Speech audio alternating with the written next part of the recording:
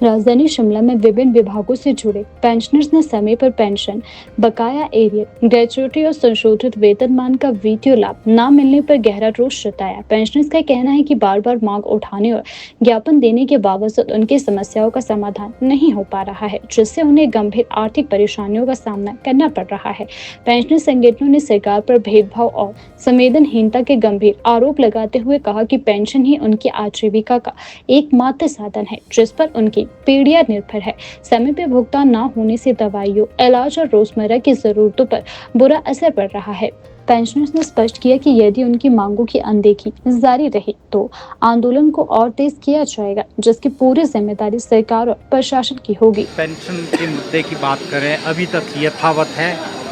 जो रिटायरल बेनिफिट है, जनवरी 16 से लेके दिसंबर 21 तक के उनका भुगतान भी नहीं हुआ है।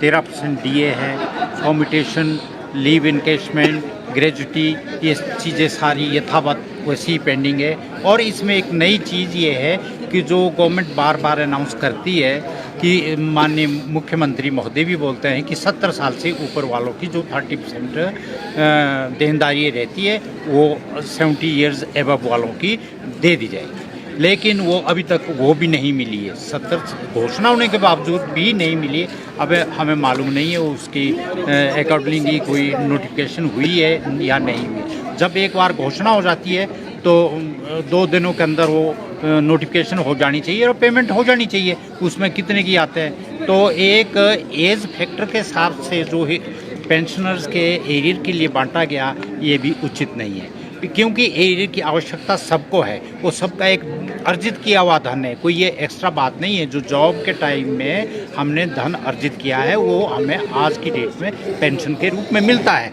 जहाँ महंगाई भत्ते की बात है वो भी ऑल इंडिया लेवल पे लेबर ब्यूरो के मार्फत वो असेस किया जाता है। बहुत सारी ऐसी आइटम्स है जिन पे असेसमेंट होती है कि ये महंगाई है, तो क्या वो पेंशनर्स को महंगाई की मार नहीं है? तो इन्हें भी समय रहते जो है जितनी भी किस्तें केंद्रीय कर्मचारियों के पेंशनर्स है चाहे कर्मचारी हैं सबको डीए मिल चुका है। तो हमारी 13% रहती है। तो ये हम सरकार से निवेदन करेंगे जल्दी से जल्दी हमारे इसकी डीए की घोषणा भी करें। डीआर है हमारा पेंशनर्स का, डीए कर्मचारियों का है।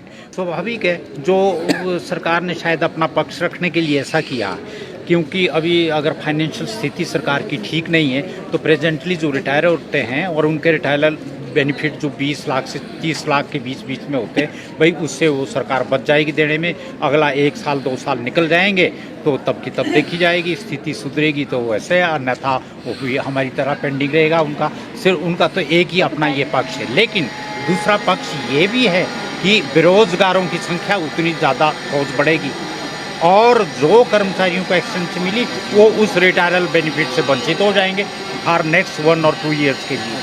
तो ये दोनों पक्ष देख के ही सरकार को घोषणा करनी चाहिए। ये तो लगता है कि शिक्षा विभाग में केवल अध्यापकों के लिए इन्होंने ये उम्र बढ़ाई है और उन्होंने ये कहा है कि बीच में जो शिक्षा सत्र में रिटायर होगा वो वित्तीय वर्ष मार्च में उनको रिटायर कर दिया जाएगा। तो इससे उनको नुकसान होगा। उनको भी देखना चाहिए था कि क्या आकलन हमें करना है नहीं करना है या हमने पेंशन लेनी है, लेकिन सरकार को तो इससे फ़ायदा ही होगा। तो नेचुरली है, स्वाभाविक तौर पे सरकार अपना खर्चा बचाना चाहती है। सरकार सभी की उम्र बढ़ाए, सबको 60 साल कर दे या 59 कर दे, तो भी वो अपने आप कुछ आकलन करके देखना चाहिए कि भाई उम्र बढ़ाने से जो सरकार को बेनिफिट हो रहा है। लेकिन मेरा व्यक्तिगत मानना है कि जो प्रदेश के अंदर आपदा आई है और लगातार 3 साल हो गए, तो इस माननीय मुख्यमंत्री महोदय उभर नहीं पाए या हमारी जो प्रदेश सरकार है वो इस घाटा पूरा करने में असमर्थ है। क्योंकि लगता है सेंटर ने एड तो काफ़ी दी है, लेकिन फिर भी ये पर्याप्त नहीं रही कर्मचारियों के लिए।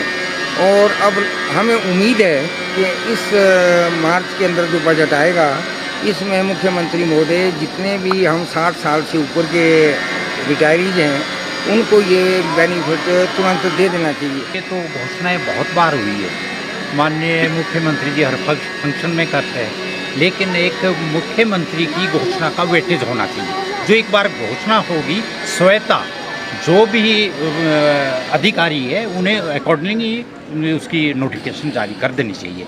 जहाँ तक पेंशन की बात है, वे लोगों को या बहुतों को ऐसा चुभता होगा कि इन्हें इतनी पेंशन मिलती है। मैं इसमें क्लियर करना चाहता हूँ, हमारे ऊपर इतनी जिम्मेदारी है, हम 3 पीढ़ियों का गुजर बसर इसी पेंशन से करते हैं। हमारे बुजुर्ग हैं जिनका सोर्स ऑफ इनकम नहीं है और एबव 90s है, और अब हमारे पेंशन भी 70 साल से ऊपर है।